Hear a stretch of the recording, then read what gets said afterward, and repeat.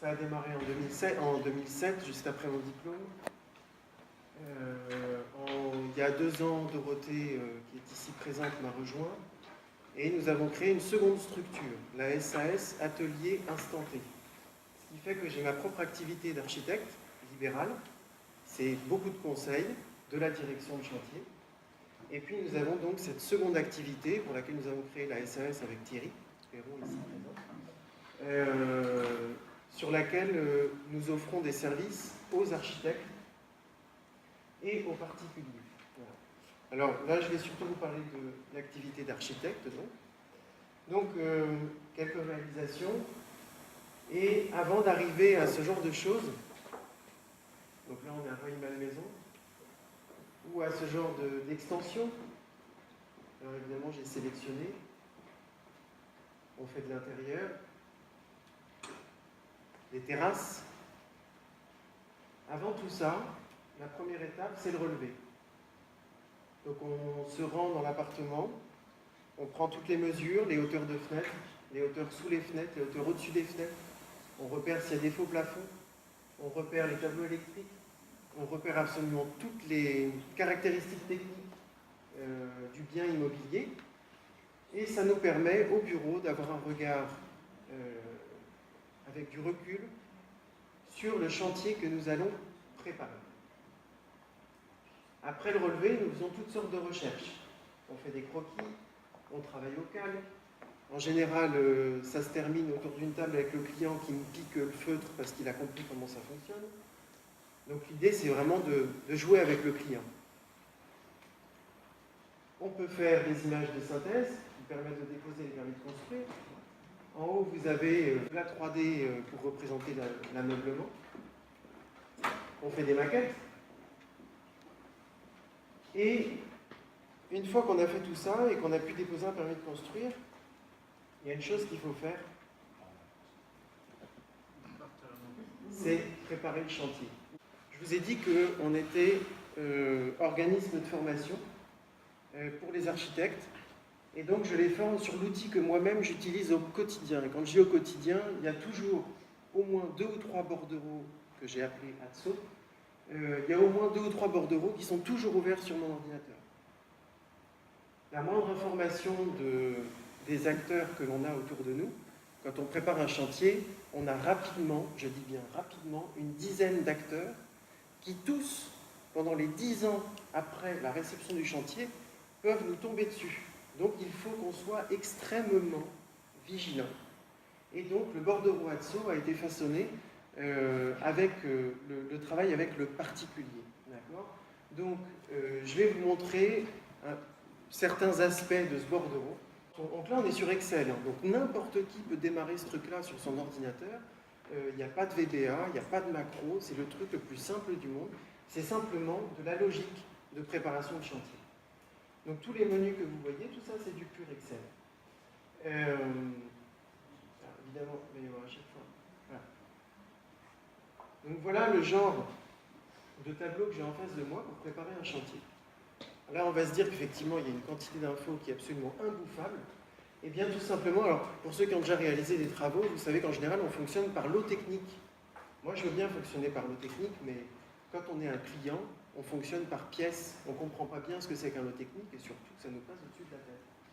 Donc, alors, la définition n'est pas terrible, mais ici, je vais pouvoir, ben voilà, ça marche bien, je vais pouvoir sélectionner avec mon client, et selon les questions qu'il me pose, je vais pouvoir sélectionner les pièces. Et voilà, sur 800 lignes d'intervention, je vais être en capacité d'isoler toutes celles qui correspondent à la cuisine. Et évidemment, toutes les autres pièces. Ça, c'est quand je m'adresse à mon client. Mais quand je m'adresse à mes entreprises, je vais pouvoir sélectionner les lots techniques et isoler toutes les informations correspondant, par exemple, à tout ce qui est cloisonnement, doublage et faux plafond.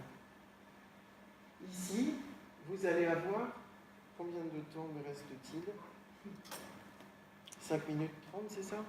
On peut pas, oui. Voilà. Vous allez avoir, ils sont où? Ils sont là. Je voudrais vous donner un aspect des choses sur la spécialisation du particulier.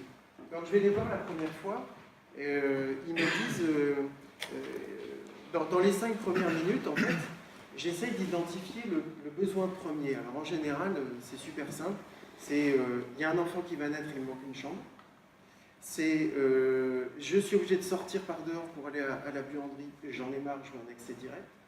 Ou c'est, je ne peux pas accéder à mon jardin aussi autrement qu'en sortant par dehors. Ce besoin-là, s'ils ont fait appel à un architecte, c'est que ça fait au moins 6 mois, voire 1 an qu'ils ont ça en tête. Et ils ont l'idée d'appeler un architecte. Ben, pendant tout ce temps, au-delà de l'idée principale du besoin premier, qui est d'avoir une chambre supplémentaire, se sont fixées plein de petites envies complémentaires. Je vais refaire mon portail, j'ai une mise en conformité, j'ai l'électricité qui est pourrie, ma cuisine, ma salle de bain. Et en fait, ils vont me raconter tout ça. Et puis, le truc, c'est qu'en fait, eux, qui ont estimé leurs besoins de base environ à 40 000 €, ils vont avoir additionné tous ces besoins, mais ils ne vont pas avoir additionné le budget. Ils vont rester sur leur budget de base, parce qu'ils savent à peu près combien ça coûte. Donc quand j'arrive et qu'ils me parlent de tout ça et que je leur annonce 80, 100 000 €, ils tombent complètement de leur fauteuil. Et puis finalement, ils me disent qu'enfin, finalement, c'est ce qu'ils avaient en tête, c'était 40, 50 000 €. Je leur dis, mais pas de souci. Moi, 40, 50 000 €, rappelez-vous, dans les 5 premières minutes, on a identifié votre besoin premier, avoir une chambre. Ah oui, oui, oui, monsieur Sauvy, c'est ça que je veux, je veux une chambre, je veux une chambre. Eh bien, 40, 50, je vous la fais. Oh, grande découverte. Ici, dans cette colonne-là, je vais pouvoir, de façon intelligente, constructive, on va dire, je vais pouvoir mettre sous les yeux de mon client la répartition entre le coût qui correspond au besoin qui a déclenché les travaux et les souhaits. D'accord?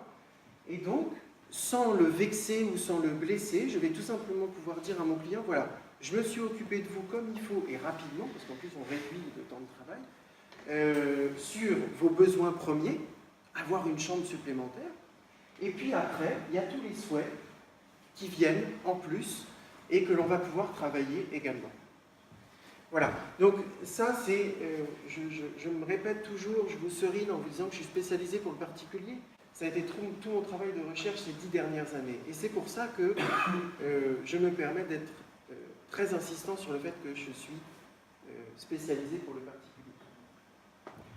Alors, juste pour info, les autres informations, on va gérer aussi, ce que ne gère en général pas un descriptif habituel, on va gérer le taux de TVA. On va gérer, si c'est l'entreprise, le maître d'œuvre ou le client qui achète la fourniture. On va pouvoir dire, vous voyez, tout simplement, je prends ici, et je dis qui achète, maître d'œuvre, maître d'ouvrage ou entreprise. Et vous allez voir qu'après, il y a des tri qui se fabriquent tout seuls et qui sont bien constructifs aussi. L'entreprise qui sera en charge, s'il y a des sous-traitants. Une fois que le client aura fait ses choix de matériaux, de fournitures, on va pouvoir indiquer aux entreprises quels sont les fournisseurs, quelles sont les références. On va pouvoir savoir qui livre. On va avoir des fourchettes de prix pour les fournitures. On va avoir les montants de mise en œuvre, vulgairement appelés la pause, et on a à côté la marge de sécurité. Ensuite, on a toute la partie direction de chantier. Est-ce que ça a été signé le premier jour? Est-ce que c'est une plus-value à chiffrer? Est-ce que c'est une plus-value qui a été validée? Et on va avoir le statut d'avancement. Et mon statut d'avancement, il doit me rester 1 minute, et mon statut d'avancement, je vais pouvoir le faire sur le chantier, pièce par pièce, toutes nos techniques confondues. C'est-à-dire que je me mets au milieu d'une pièce et je peux pointer l'ensemble de mon chantier, d'accord, sur cette pièce-là. Je passe dans la pièce suivante et je fais la même chose. Ce qui fait que j'ai une précision, alors ça s'appelle un marché au mètré. Ça veut dire que les entreprises, surtout l'architecte, on va le mettre en avant quand même un minimum, a fait une synthèse très précise de l'avancement du chantier, ce que permet ce bordereau. Alors, dans les 30 secondes qui me restent, je vais vous montrer que ce gros tableau qu'on peut faire jusqu'à 8, on en a fait un avec Dorothée qui faisait 3000 interventions. Il y avait 18 localisations. Je retourne à l'accueil et j'ai organisé mon travail selon les interlocuteurs que j'ai en face de moi. Donc, quand je suis architecte, j'ai mon panneau de contrôle maître d'ouvrage. Je termine, voilà. j'en ai vraiment pour très peu de temps, ce serait très dommage de passer à côté de ça. Et je vais pouvoir annoncer à mon client tout simplement, voilà vos besoins, 63 000, voilà vos souhaits, ils représentent 41 000. Voilà le contenu précis des besoins. Voilà les montants par localisation, les montants par item, les répartitions de TVA, il y a différentes TVA qui s'appliquent. Le reste à quantifier. Alors, qui fait quoi? Fourniture à chiffrer. On va avoir aussi des points de vigilance un peu plus loin. Et on a strictement la même chose. Là, on était en panneau de contrôle, et je terminerai là-dessus. On était en panneau de contrôle maître d'ouvrage. Et j'ai maintenant mon panneau de contrôle artisan. Et j'ai à peu près les mêmes choses, sauf que l'artisan, lui, ce qui l'intéresse, ce n'est pas le montant par pièce, c'est le montant par le technique, combien tu m'as réservé pour tel truc, quelle quantité, et ainsi de suite. Donc, pour résumer, on a optimisé notre travail par acteur. Et j'en ai terminé. Merci beaucoup.